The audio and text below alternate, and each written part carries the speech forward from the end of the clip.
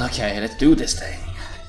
Hello and welcome back to TOMUARIGASSEN, or How I Ripped Off Buffy the Vampire Slayer, the world's #1 video podcast about this comic book slash series that I wrote as a 14-year-old about how amazing it would be if myself and my best friend in the entire world, MC, hello, were crime-fighting supernatural ninjas who got to take on the undead and the forces of evil, and this is part 2 of Battle of the Ages, which is the season finale for the first season. In the last episode, when we left off, so one of the ninjas, MC or Chip, has been prophesied to die, and our main antagonist, Jack, has performed a very, very specific ritual that means he is now immortal and has a very large army.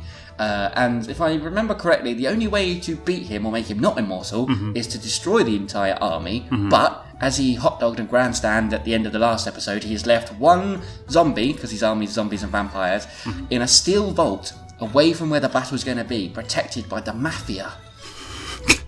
I like to think that's just normal for the mafia in Japan now. The local mafia. You know, the local mafia, of course. Yeah. I mean, you know, we used to do like racketeering, selling drugs, kidnapping. Now it's like, yeah, we've got to guard a zombie inside a steel vault in a genetics office against ninjas. Oh yeah, okay, standard. And you know, when I said that paragraph out loud, it just suddenly struck me, this is a bit silly, isn't it? I thought it was gritty and realistic. And completely not stolen from Buffy. Exactly. Alright, let's do this. Let's end the first season of TOMUARIGASSEN. Let's get back into part 2 of Battle for the Ages. So much for the element of surprise, said Chip. It's too late now, replied MC. He wants a fight and he's going to get one. Right up his arse. It's an interesting place to put a fight. I mean, okay, MC, if you say so. That was probably less cool than you thought. I bet he was really pleased with himself when he said that, and he turned around and everyone was like, what the fuck? It was. Jay switched the telly on to the financial channel. What are you doing? Asked Louise. It's to tell you that my shares do the most business. Whatever that means. I just want to see how much more money I've got. My intimate knowledge of the stock market coming out there. The smartly dressed Japanese man on screen spoke very good English, but Jay still wasn't sure what he was hearing. Of course, the English language financial channel in Japan. Do you want me to do this Japanese voice? Yeah, go on then. God. Yeah. Shares today in Bowden Enterprises have crashed today.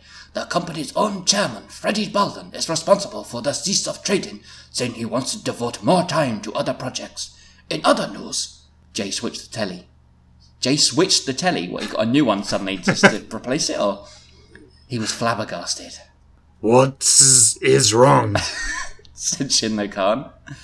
I mean, poor. I've just lost my fortune. I'm poor. The gang had never seen Jay so quiet and serious. Those shares had all my money tied up in them. And now they've gone. Oh my god, Jay's lost one of his only 2 characteristics. Now he just likes Slipknot. And also, I don't think I like Slipknot very much anymore. Who am I? Series. MC went over to Jay. Look. He started. Money isn't everything. Oh, now he says that. Also, you can fuck off because you're no use to us anymore. Look. He started. Money isn't everything. You've got a lot of other things to live for, probably. Just be grateful you haven't been prophesied to die, because, you know, that's a bitch. So sympathetic, aren't we? Yeah, it's like, oh yeah, that's bad, but we've got it worse, you know, just, you know, like, just stop your whining and bitching, you poor bastard. Jay stood up, his face full of confusion. Give me a sword, he said. What? Why? Because I feel like kicking someone's ass. MC fetched Jay a sword that was about the same size of Louise's. A girl's one, basically. MC and Chip also carried a sword each, but much larger ones. You get a girl's sword, Jay, because you're a girl, basically, because you're not very masculine. Chip also had a wooden stake taped to his chest. He'd like to be prepared. To not have any pockets or anything? It was now just a matter of waiting. which wasn't too long as they could hear several screeches of brakes from outside. I must now leave, said Shinno-kan. I wish I could do more. You've done more for us than anyone, replied MC. Goodbye, my friends. Shinno-kan disappeared. Oh my god. The opposite. Oh my god. Oh my god, this really is the season finale, isn't it? All the times he's appeared in previous episodes, and now, in the final episode, he's disappeared. Does that mean we have to like throw up all the drinks we've had for the drinking game? I like to think as well that after appearing, he never disappeared. He just sort of awkwardly hid or went in the cupboard until everyone left, or just jumped out a window. This is it. The moment of truth. God, I wish I'd shagged Tifa, said MC with his priorities in order. Dear Corey, please don't let me die, said Jay. Louise looked at Chip. I'm scared, she said, even though the fear didn't show on her face. You never know your strength until you've been tested, said Chip. The door began to shake as the undead from outside tried to knock it down. Why don't they just use the handle? Thought Chip. Genuine That's a funny fair point. bit. That's a good funny bit. Got a bit meta there as well. Right, MC said. Jay, stay close to me, and Louise, you with Chip. The door came crashing down, and 2 vampires and a zombie sprinted through. MC and Chip held their positions. As the first vampire got within 2 feet of MC, his head was sliced clean off. That is a very big sword, isn't it? Also, there's only 153 left now, just so everyone's aware. You just have a little countdown clock in the corner or something. Actually, wasn't it 147? Oh, was it? You might be right. Quick, scroll through. It has to be accurate. Scroll through. Find Exactly. it. You make a point of including numbers. So. 147. Yeah, so 146 okay. left. 146 left. Okay. The other vampire leaped over Chip and tried to pounce on Louise. Instead, all he got was a sword through his gut. Chip cut the approaching zombie's knee off and then his head. He continued his full-length sword swing and decapitated the vampire. 3 down, more to come. I'm actually keeping count in the story as well. And there was. Loads, in fact, came charging through the door.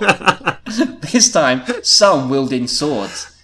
As the army of the dead surrounded Chip and MC, Jay and Louise got stuck in. They stabbed, kicked, and pounded any vampire or zombie with his back turned. The gang were holding their own, forcing the army into a small crowd and picking them off one by one. Then there were more crashing noises coming from upstairs. They're coming from the first floor as well, shouted MC. I'm on it, Chip yelled back. He sliced through various body parts of the things that stood in his way and climbed the stairs. Louise and Jay dropped behind MC. Anytime something got past him, they ganged up on it and made sure it didn't get another chance to kill them. Blood splattered up the walls and over the gang's clothes. It was a mucky job, but they were just happy it wasn't their own red liquid that painted the various walls in the mansion's hallway. And this time it wasn't from Chip castrating animals.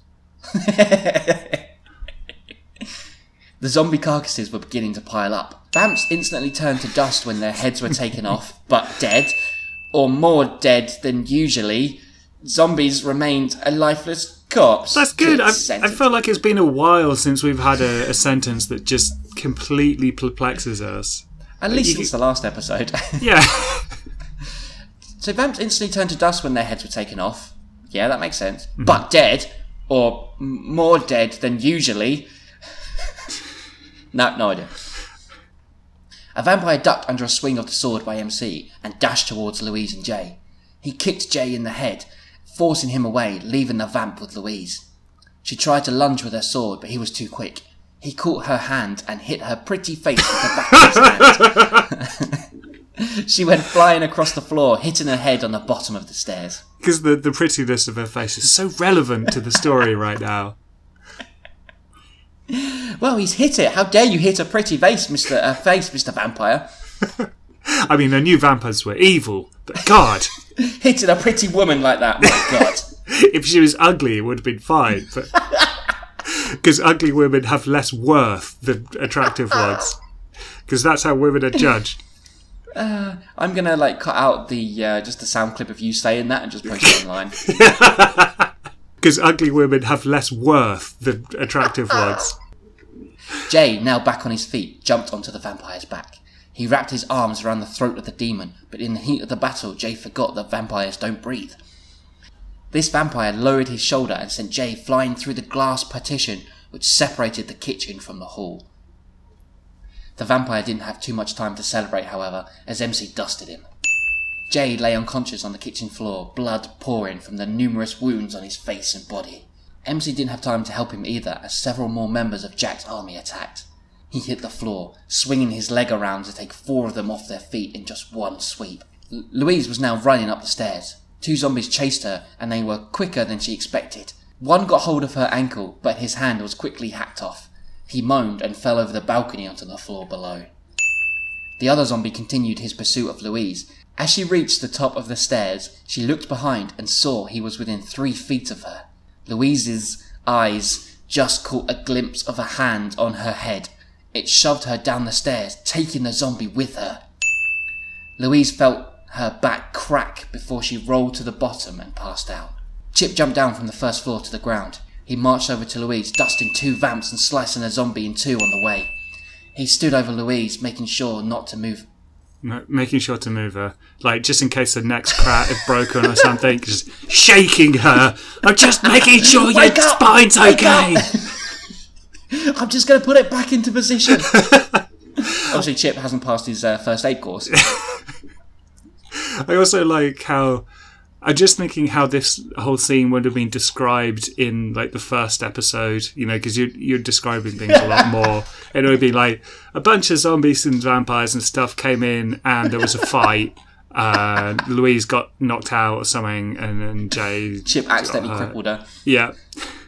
But it is the battle for the ages, MC. It's true. How many were upstairs? MC called out, very calm about the whole battle going on, apparently. How many were upstairs, by the way? Just wondering. Quite a few, Chip replied. I'd say about 30 or so. That means we must be over halfway through. How? I guess because they've... Oh, they killed a bunch downstairs as well. Killed a bunch of downstairs? Yeah. True, but we need to force them into a more open space, otherwise they are going to swamp us. MC agreed.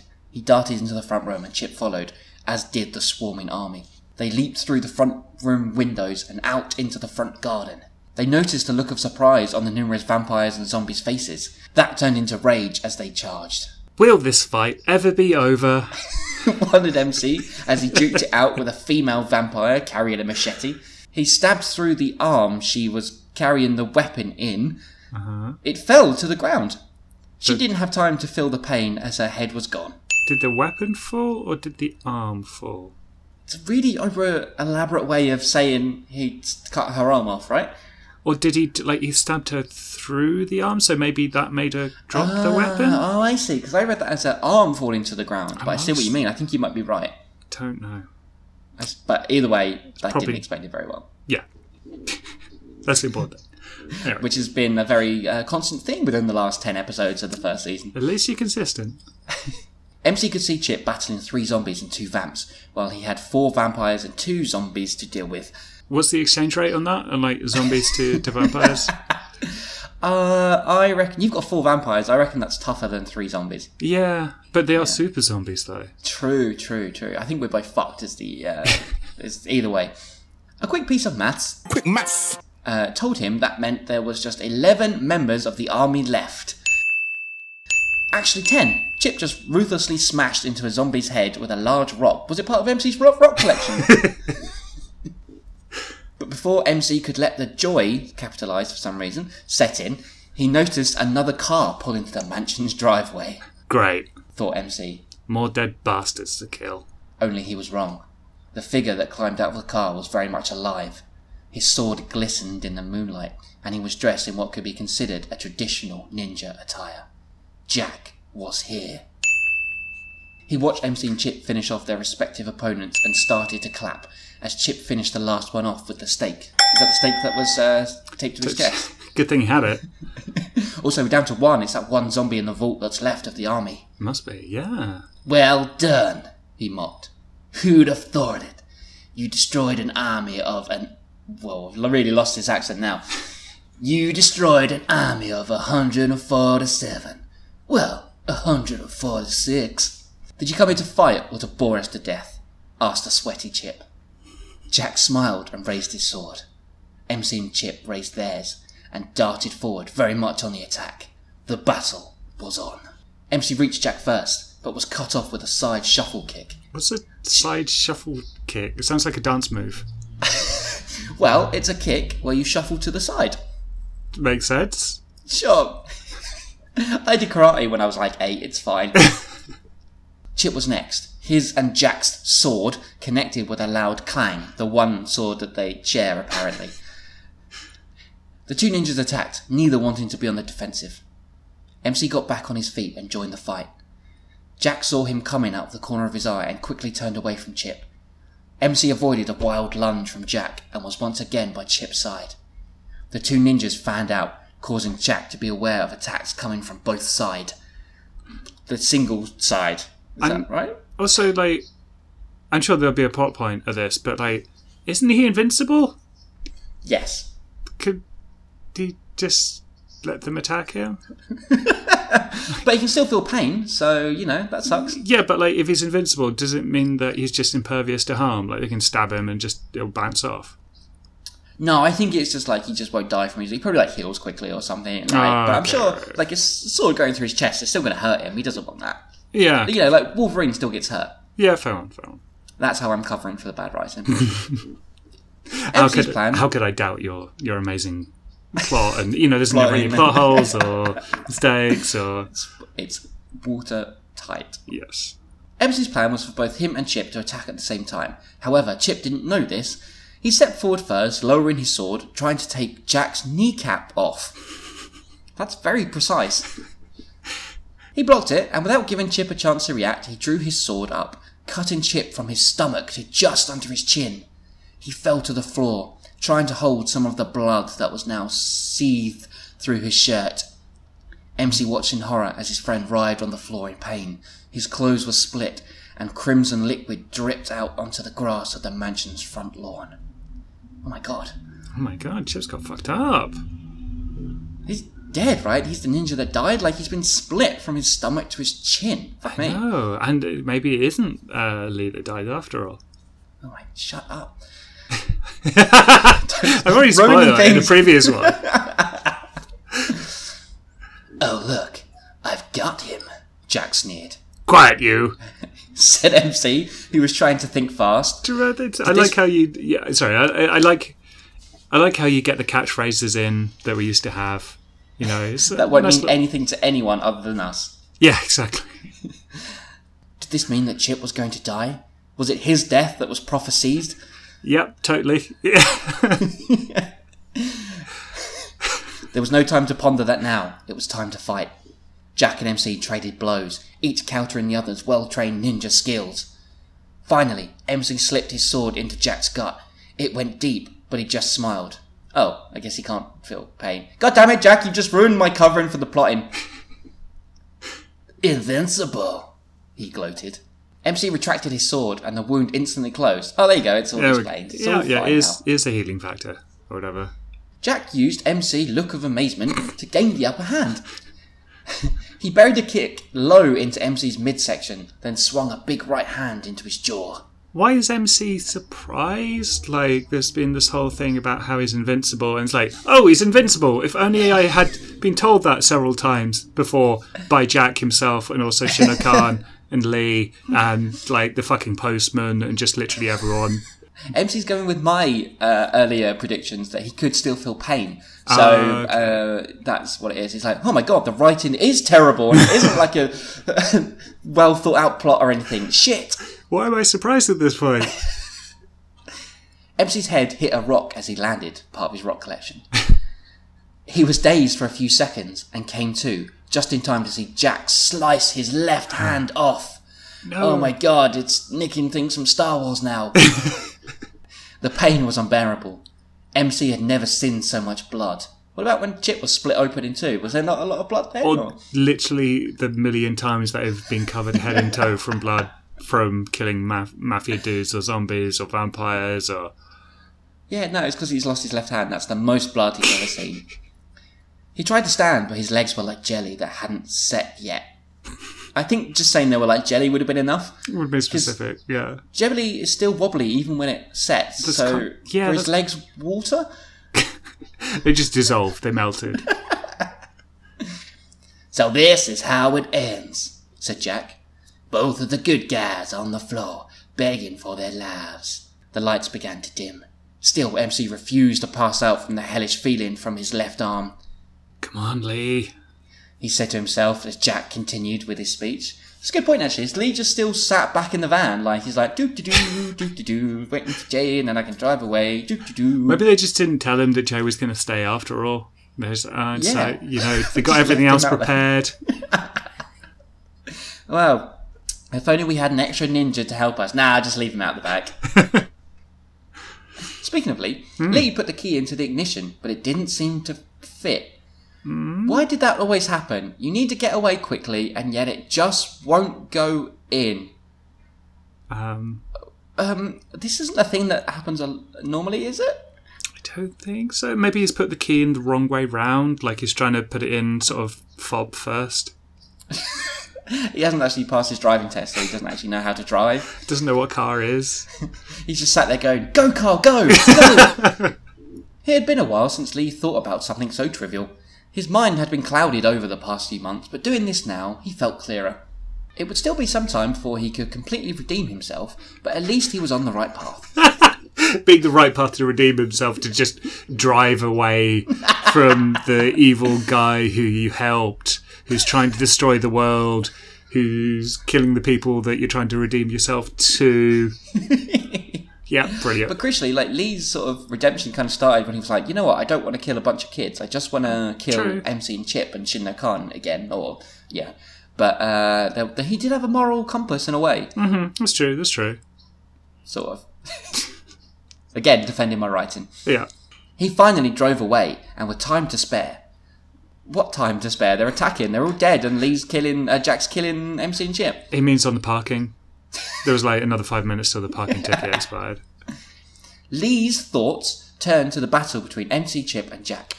It was going to be a while before he saw any of them again. That's a really weird cutaway. Like, it feels like that should take place about half an hour before, but it's there. Yeah.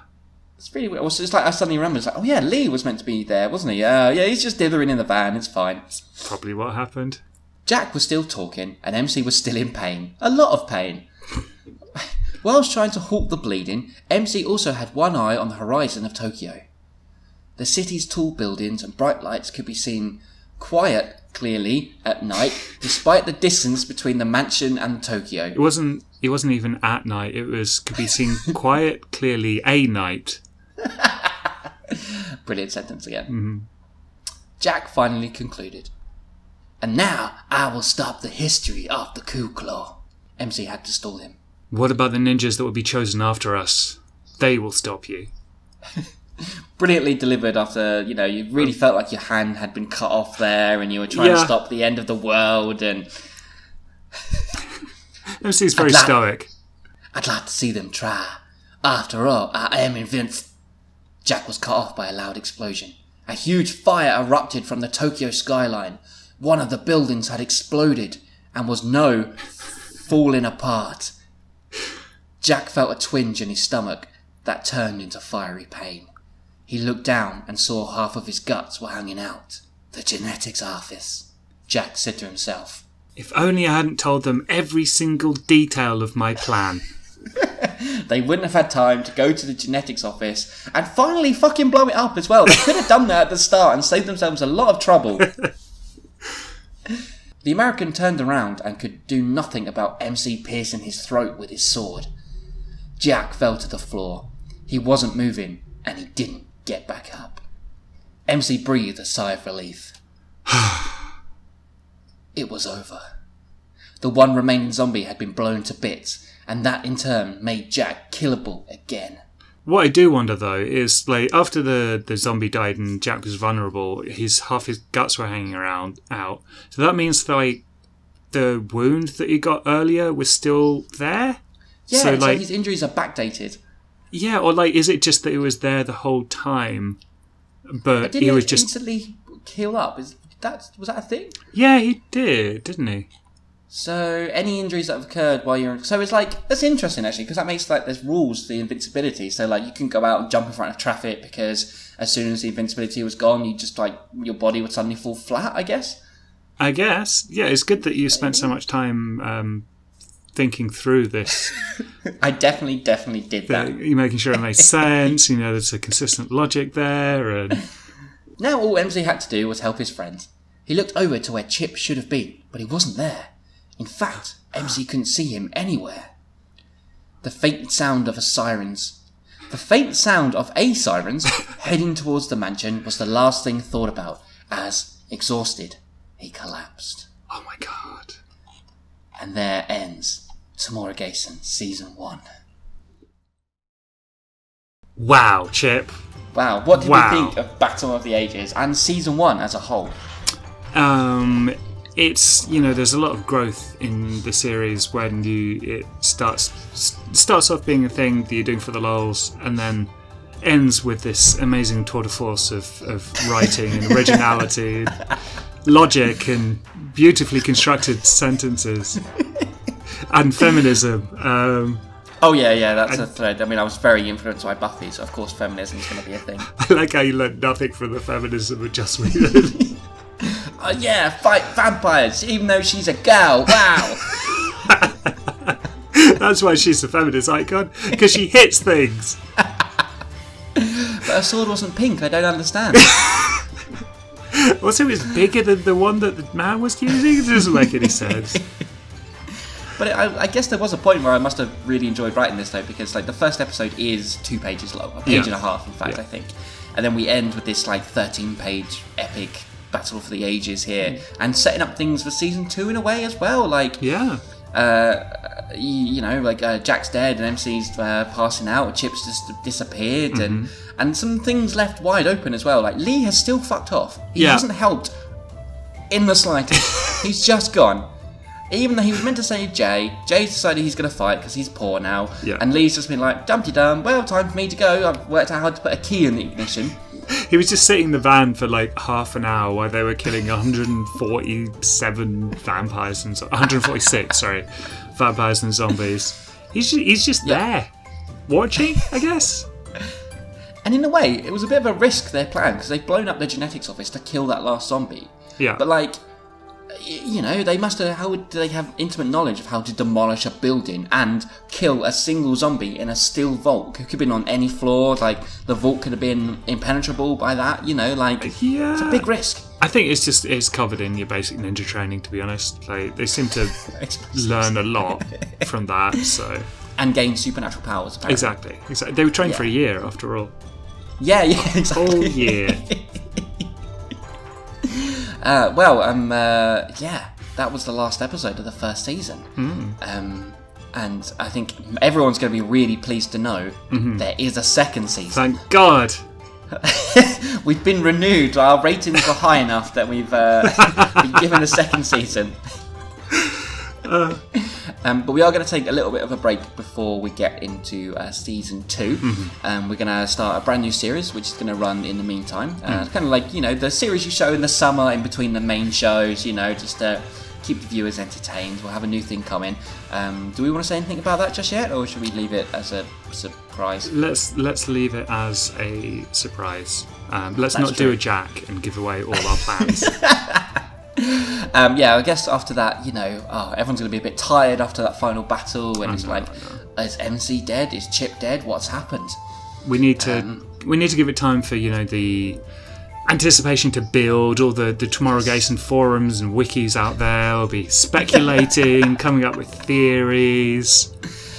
I'm excited to see all the fan theories that come out about what's going to happen in season 2. Spoilers: Shina Khan is Louise.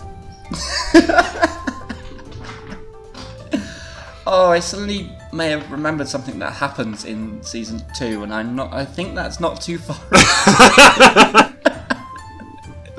Now that's the real cliffhanger of season 1 of Tomorrigassen. Does Shina Khan become Shino Khan? And suddenly becomes a lot weaker and has to deal with laundry and low-fat butter. Well, I've really enjoyed going through this, and I'm very much looking forward to going through season 2. Me How about too. yourself? Me too, definitely. It's been good fun revisiting it. A bit of a nostalgia trip, and taking the piss out of you as a 14-year-old is always fun. It's been enjoyable, yet massively painful and embarrassing. I look forward to more of that in Season 2 of Tomorrowgassen.